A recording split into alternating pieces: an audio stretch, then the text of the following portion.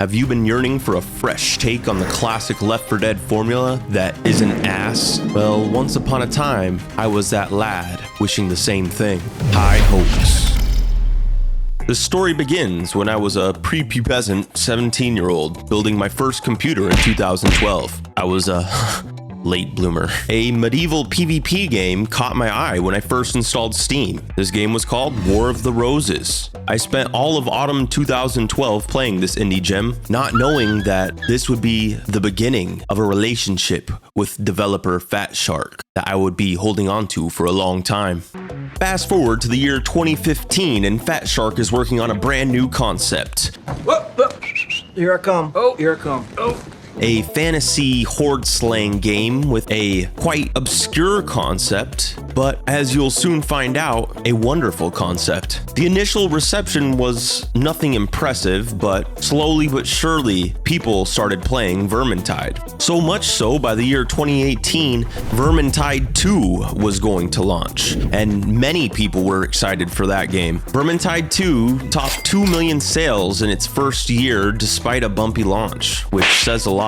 Revealed at E3 2020, Darktide was the newest horde slaying action from Fat Shark, this time focusing on zombies in a gothic setting and guns. Pew pew. It took the good things from Vermintide 2 and expanded on them. With Microsoft's backing, it seemed like Fat Shark was ready to deliver a masterpiece. I was hyped. You can ask my friends.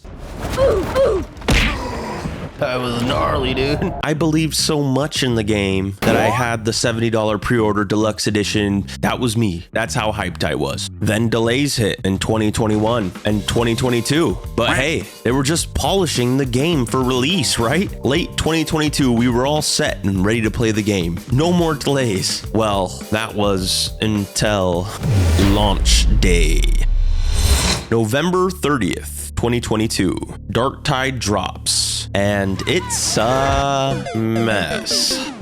Fat Shark decided to big dick this one, and they said, we've delayed the game so much, it's time to release the game. And it didn't bode so well this time. Prioritizing microtransactions before basic features that were previously available is not right, and making it so you'll have to overspend to get the cosmetic you do want is a disgusting practice. This game should be in early access. Frankly, I'm shocked a company would release a game that is so rushed and put in a cash shop. Mental note, buy Fat Shark's games maybe a year after they launch. No exceptions. The rap sheet was long. Crashes, optimization problems, scarce content, but yet they had a shiny loaded microtransaction shop ready day one. Is Darktide a desperate cash grab or a victim of Microsoft's corporate policy? Rumors started swirling the internet of Fat Shark's failed management, plans to microtransaction the hell out of their loyal customers this time around. But what mattered most was the gameplay,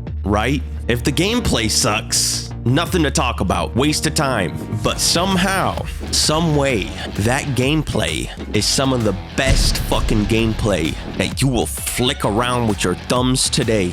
Performance issues aside, Warhammer 40,000 Darktide's ferocious battles make for some of the most thrilling co-op action in years. Or, though Warhammer 40k Darktide needs more time to develop, its core gameplay is the best Fat Shark has ever created. even the critics had to admit that Fat Shark nailed the combat. A change of tides. So, Fat Shark had some work to do. How does a dumpster fire of a game turn the tides in its favor, especially with a pitchfork army coming up against it? Well, step one is to apologize. And that's exactly what they did. January 24th, 2023 marked the day Fat Shark's head honcho, Martin Walhand, came out with the "Oops, we messed up" tweet. And this meant hitting pause on any planned content in an effort to clean up the mess they made. And so it begun. Enter patch 4, the first glimmer of hope for this game. It was a game changer, finally letting you pick your weapons, sorta, and customize loadouts for different styles of mayhem. No more praying to the RNG gods for your dream gun, and then fast forward to June and boom, crossplay. PC and Xbox players could now play together, making the player base feel a little bit less like a ghost town. And let me tell you, playing with my console peasant buddies, priceless. All right, I'm gonna let you do the honors here, boys. It's your first time. Go in there. Let's go, boys. Harkin's scared, man. Harkin's fucking shaking in his boots, bro. They're pretty interesting folks, to say the least. August rolled in with patch 12, and it was like Fat Shark finally found the light switch in a dark room. Missions got shuffled more often, newbies got an easier ride, and the vets, they got more bang for their buck. Patch 13 was all about pimping your character out. The revamped class system let you really feel like you had a say in the way that your character was playing. And cue the latest update, the Trader's Curse Anniversary update, coming out 1 year later after launch. A two-parter with a new zone, new bosses, new weapons, and of course balance tweaks, and are finally delivering the content that they wanted to deliver since day one. But does this mean that all is forgiven by the salty fans? Hint. It's never enough. It's fucking never enough. Seriously. Today's success.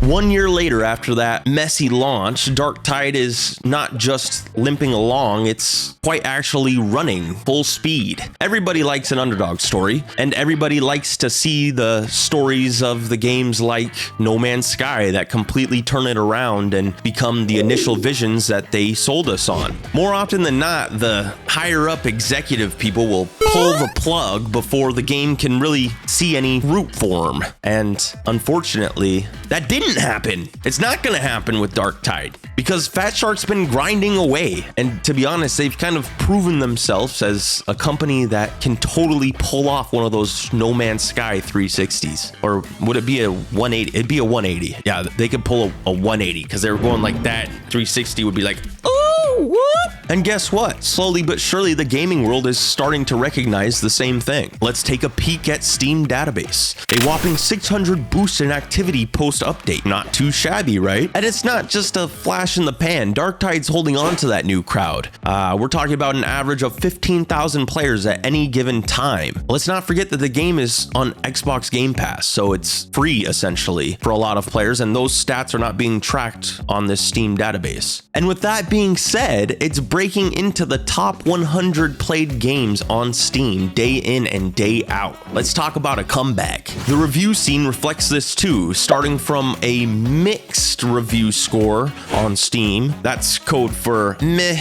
Now we're looking at a very positive rating and a round of applause. You've got reviews like, Love me Emperor, love me Nosh, love me Squad, 8 heretics, 8 Nurgle, simple as. and the ever so elegant, Darktide is a cooperative first-person shooter set in the Warhammer 40k universe, where teams of 4 players must fight through hordes of enemies to complete various missions objectives within the Hive City of Territorial. It seems like people are starting to get the hang of Darktide, and it's looking good for the game. But enough of the he said, she said from these gamer nerds. It was time that I played the game myself. And I hadn't played the game myself until a year later. Just a few weeks ago, I had been sitting in the bleachers watching as my baby grew arms and legs and started to sprint, and it was a winner, baby. Personal experience. I held off on diving into the game's content in this video earlier because I wanted to give you my honest, unfiltered review of the game myself. Coming in fresh and open-minded, I booted up the game, seeing if it was a smash hit or a horror story. Let's go, character creation. Then you get a couple intro cutscenes that kind of set you to the pace of the lore and where you're at, and then bam, you're dropped into this edgy, gothic, cyberpunk dystopia that's like walking into a hobby shop for the first time. Overwhelming, smells like pits, but kind of cool at the same time, right? And let's talk about graphics and audio. We're talking top tier, smooth, beautiful physics and lighting and sounds that just boom, bam, in your ear. That dark cyberpunk gothic aesthetic grew on me majorly. I mean, now it's like my favorite aesthetic. And let's not forget about the music. Like literally, this is probably the best soundtrack in a game, and the way that they use it and implement it while you're fighting the zombies is fucking amazing.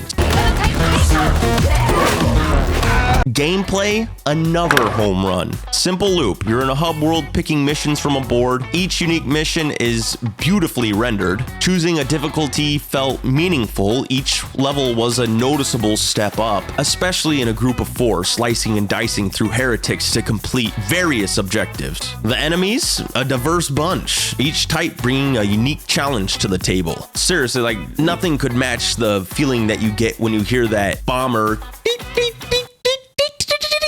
jumping at you and exploding. Like the enemy types, each one creates a different type of stress in the back of your head while you're continuously mowing down the lesser mobs, and then these scarier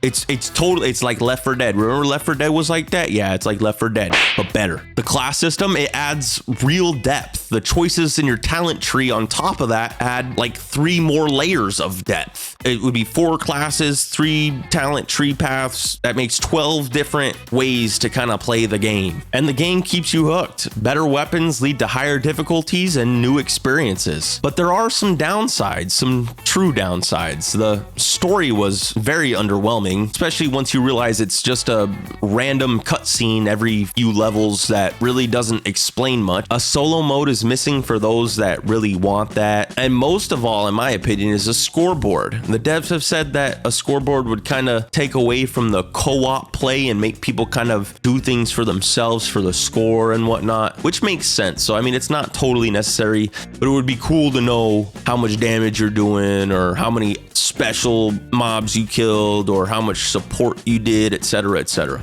In my 40 hours, I've gone from newbie to bossing the hardest difficulties. I'm like Rocky in one of those movies where he's running up the stairs up and down all day and then he knocks out the big bad guy. I'm pretty much the best in the entire world at this game now. No, seriously. Darktide now, as of this video, is an exceptional experience. Great graphics, diverse gameplay, and enough variety to keep things fresh. And the thing is that these developers are only going to keep adding on to that diversity, adding more maps, more guns. It's Fat Shark's thing. Conclusion. A game that was once considered dead on arrival has turned it around. Developer Fat Shark made some serious mistakes in the early days of the game that might have left a permanent impact on its performance. But instead of hastily adding more content, more microtransactions, etc., they did things the right way. I've told my buddies that have Game Pass about it. I told my buddies who like Left 4 Dead about it. And literally every single one that has played it has said that it was truly an experience. So I pose this question to you. Are you ready to serve the Emperor? Come on, Bubs. Give it a shot. If you'll be downloading Darktide after you like and subscribe to this video, let me know in the comment section below. If you're a longtime Fat Shark believer who feels the same way I do, we finally made it. The tides were dark, but now they're just Darktide.